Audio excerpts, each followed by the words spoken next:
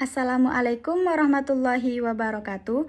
Perkenalkan, nama saya Junisa Adelia Putri dengan NIM C1C019041 dari kelas R13, jurusan Akuntansi, Fakultas Ekonomi dan Bisnis, Universitas Jambi Angkatan 2019.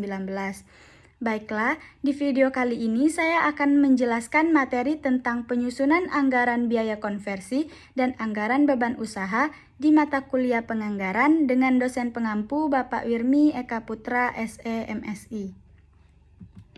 Baiklah, pertama saya akan menjelaskan pengertian biaya konversi.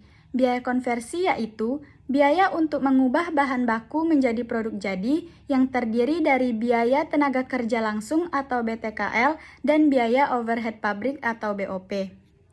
Biaya bahan baku dan biaya tenaga kerja langsung disebut biaya produk langsung, sedangkan biaya overhead pabrik disebut biaya tak langsung. Penyusunan anggaran biaya konversi.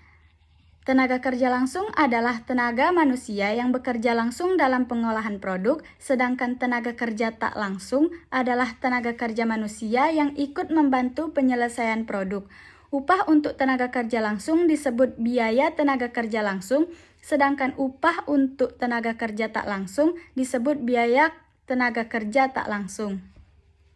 Sedangkan upah yang dibayarkan kepada tenaga kerja yang memelihara alat produksi seperti montir, mekanik, itu termasuk unsur biaya pemeliharaan pabrik.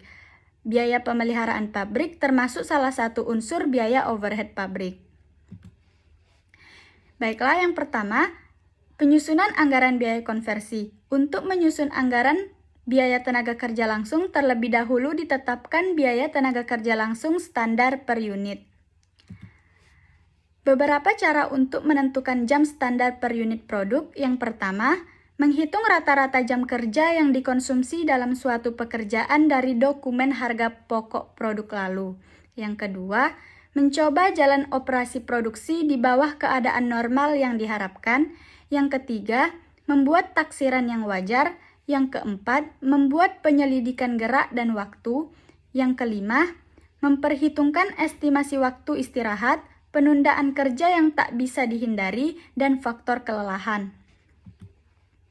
Dasar penentuan tarif ini dapat dihitung atas 3. Yang pertama, perjanjian dengan organisasi karyawan. Yang kedua, data upah masa lalu yang dihitung secara rata-rata. Yang ketiga, penghitungan tarif upah dalam operasi normal. Selanjutnya, yang kedua, penyusunan biaya overhead pabrik.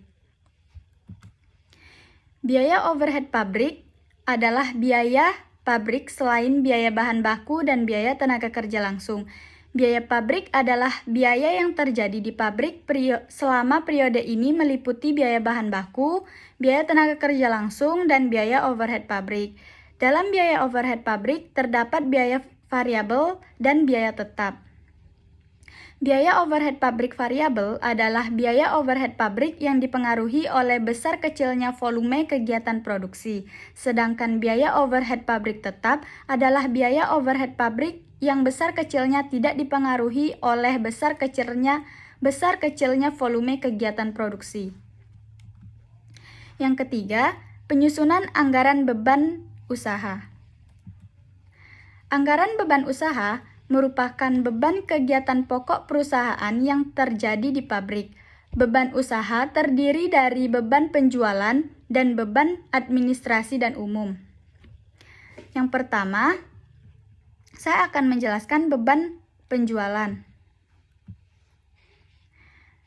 Beban penjualan merupakan beban yang terjadi untuk kepentingan penjualan produk utama. Beban penjualan ada yang bersifat tetap, tetapi ada juga yang bersifat variabel. Contoh, beban penjualan tetap adalah beban depresiasi alat penjualan, beban gaji pegawai tetap bagian penjualan, dan lain-lainnya.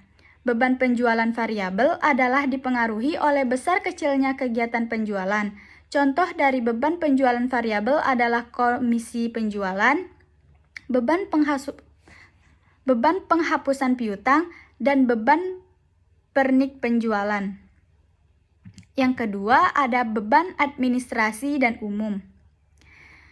Beban administrasi dan umum adalah beban yang umumnya terjadi pada bagian personalian, bagian keuangan, dan bagian umum seperti beban gaji pemimpin dan staf, beban depresiasi peralatan kantor, dan beban pemilik kantor, dan beban pernik kantor, beban pemeliharaan kantor, dan beban umum lainnya. Beban administrasi dan umum biasanya itu bersifat tetap. Selanjutnya, sekian presentasi dari saya. Jika ada salah kata dan kekurangan, saya mohon maaf. Saya akhiri. Wassalamualaikum warahmatullahi wabarakatuh.